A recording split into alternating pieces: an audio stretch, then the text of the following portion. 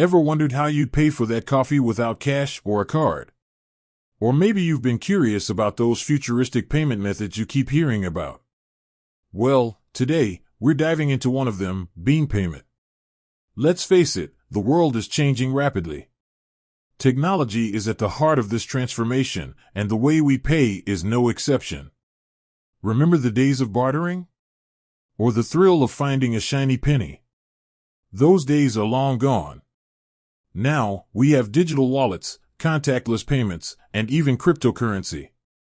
But amidst this whirlwind of payment options, bean payment stands out as a unique player. So, what exactly is bean payment? Is it a magic wand that turns thoughts into purchases? Or is it something more grounded in reality? Let's find out. Imagine a world where transactions happen seamlessly, without the need for intermediaries. That's the promise of bean payment. It's a payment system that aims to revolutionize the way we handle money.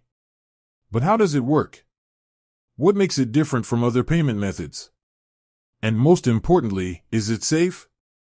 We'll break down the technology behind bean payment, exploring its core principles and how they translate into real-world applications.